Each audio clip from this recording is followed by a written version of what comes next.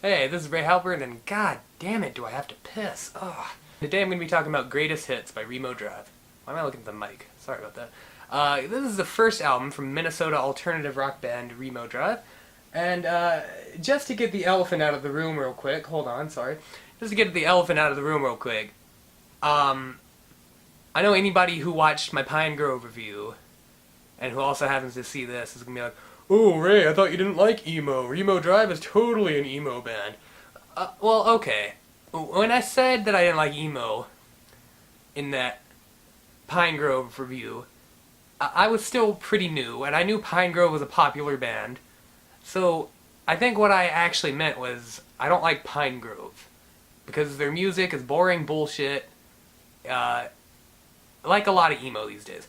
But Remo Drive, yeah, they got a strong emo influence to them, but it's more traditional emo. You know, it's more of a throwback to the days of bands like Jawbreaker or Rites of Spring or that band where the guy made the album about his divorce.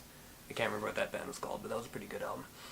He also had that album where it was like the piano. I don't know. Anyway, you know, the 80s and 90s emo, where it was pretty much just a break off from hardcore punk, a reaction to the fact that most hardcore punk was super political, and they were like, hey, you know, we can make punk that is personal too.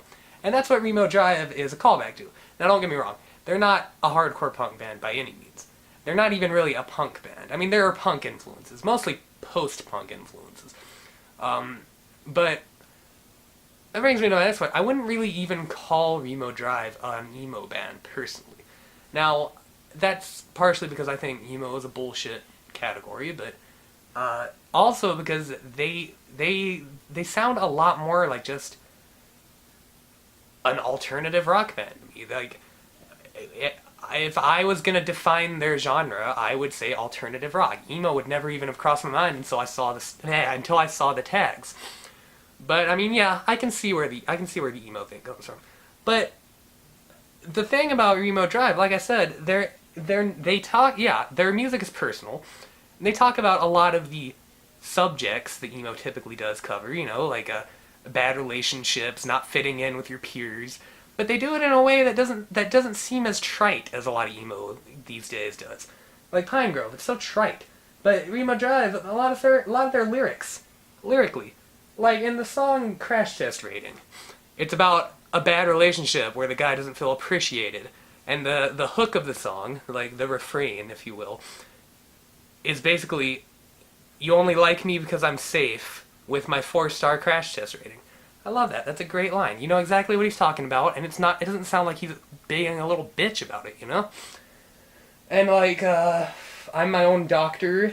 I like that one, talking about taking his health into his own hands, but really being more destructive and feeling less healthy than he ever has before.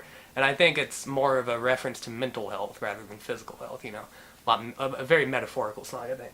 And then, of course, You're Killing Me, one of the lead singles of the song, that got most people's attention, especially when Anthony Fantano covered it. Much props to him, by the way. Many props to him, whatever. But that whole song, it's about basically wanting to die more than wanting to put up with being with this person who he can't stand being around anymore. Like, it's usual emo subject matter delivered in a way that feels fresh. They take their influences, their obvious influences, the old school emo bands like Jawbreaker mainly, and the 90s alternative rock bands, a whole gamut of them, and post-punk bands like Joy Division, etc., etc. I don't know why Joy Division is the only post-punk band I can think of, but anyway. And they blend them together so well and add so much of their own personality to them that it doesn't feel like a nostalgia trip, you know? It doesn't feel like they're exploiting people's nostalgia. It's an old school album, it's got an old school flavor to it, but it's got a fresh personality, and I love that. I love that about it. And it really fucking rocks, too. Like, Name Brand, the closing track, it's the longest track, and it's got some sick jamming, especially in the middle there. I think he speaks Italian at some point. I don't know what language that is. It's some kind of European language. But yeah, it's pretty cool. Fendi Fendi Gucci, Hemi Hemi Chevy, that's gotta be Italian. But yeah, some sick jamming on that song. I really love that one. Weakest track, I'd have to say Strawberryta. I'm not that big on. Like, it's not that it's a bad track, it's just the one that, reading the track list here, that's the one that sticks out less to me. So yeah, you know, they've got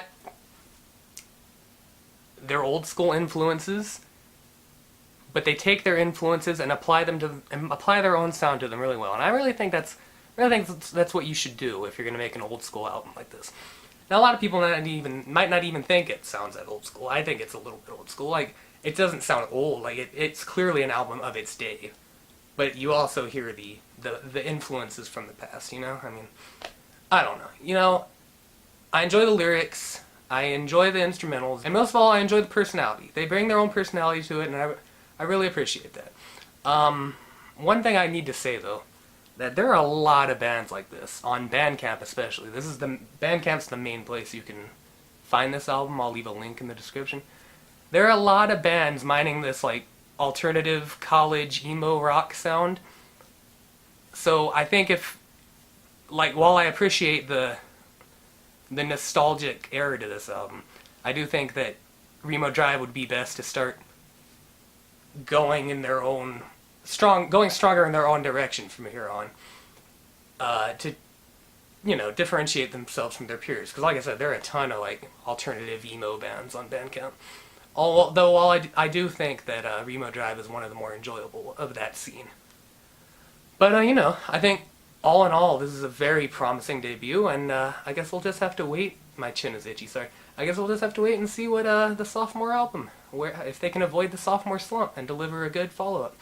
I'm feeling a good 8 out of 10 on this, and that's going to be that. If you enjoy this review, go ahead and like it if you want, like the video, you know what to do. Give us subscribe if you want to see more in the future, and leave a comment if you heard the album telling me what you thought about it, what you thought about the review, etc., etc. You know how YouTube works. Do your thing, baby girl. Slay queen! Oh my god.